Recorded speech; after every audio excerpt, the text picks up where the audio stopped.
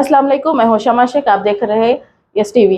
जैसे कि आप सभी जानते हैं कि रायचूर में एक बहुत बड़ी शानदार जीत हुई है यूथ कांग्रेस के यंगस्टर्स की।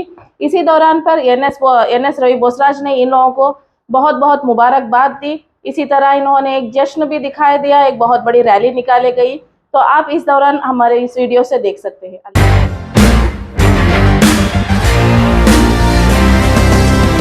नहीं एक जश्न है भारत, रग रग में है जीत की आदत। ऐसा हुनर दुश्मन भी सलामी दे।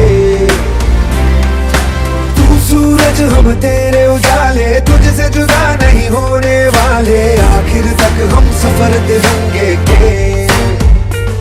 जय हिंद जो नस नस में है, हर बाजी फिर बस में है। सिद्ध ठान के हिंदुस्तान बोले।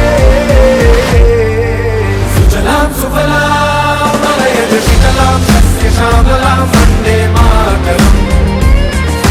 सुजलाम सुफलाम मलयज शीतलाम सस्य श्यामलाम वंदे मातरम।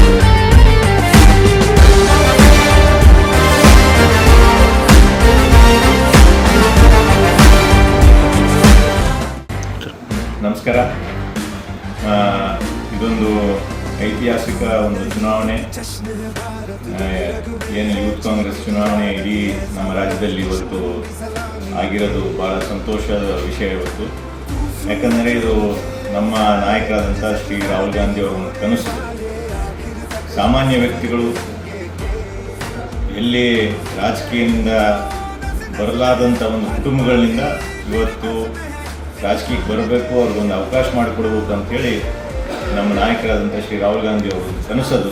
ಇವತ್ತು ಆ ಕನಸನ್ನು ನಾವೆಲ್ಲರೂ ಸೇರಿ, ಯುವಕರೆಲ್ಲ ಸೇರಿ ಇವತ್ತು ಅದು ನೆನಸು ಮಾಡಿದ್ದಾರೆ.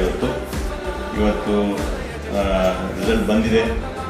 ನಮ್ಮ ಜಿಲ್ಲೆಗೆ ಒಬ್ಬ ಸಾಮಾನ್ಯ ವ್ಯಕ್ತಿ, ಬಡ ಕುಟುಂಬದ ದಲಿತರು, ಈ ನಮ್ಮ ರಾಯಚೂರು ಒಂದು ಜಿಲ್ಲೆ ಮೀಸಲಾತಿ ಕ್ಷೇತ್ರ ಆಗಿದೆ SCಗೆ. ಹಾಗಾಗಿ ಇವತ್ತು ಮರಿಸ್ವಾಮಿ ಅದರಲ್ಲಿ ಆರಿಸಿ ಬಂದಿದ್ದಾರೆ. ನಾನು ಅವ್ರಿಗೆ ತುಂಬ ಧನ್ಯವಾದ ಹೇಳ್ತಾ ಇದ್ದೀನಿ. ಮತ್ತು ಅತ್ಯಂತ ಬಡ ಕುಟುಂಬದಿಂದ ಮತ್ತು ಭಾಳ ಶ್ರಮಜೀವಿ ಅವರು. ಇವತ್ತಂಥ ಒಂದು ವ್ಯಕ್ತಿ ಇವತ್ತು ಜಿಲ್ಲಾಧ್ಯಕ್ಷರಾಗಿ ಆಯ್ಕೆ ಆಗಿದ್ದಾರೆ ಅಂದರೆ ನನಗೆ ಬಹಳ ತುಂಬ ಸಂತೋಷ ವಿಷಯ ಅಂತ ಕೇಳಬೇಕಾಗ್ತದೆ ಇವತ್ತು.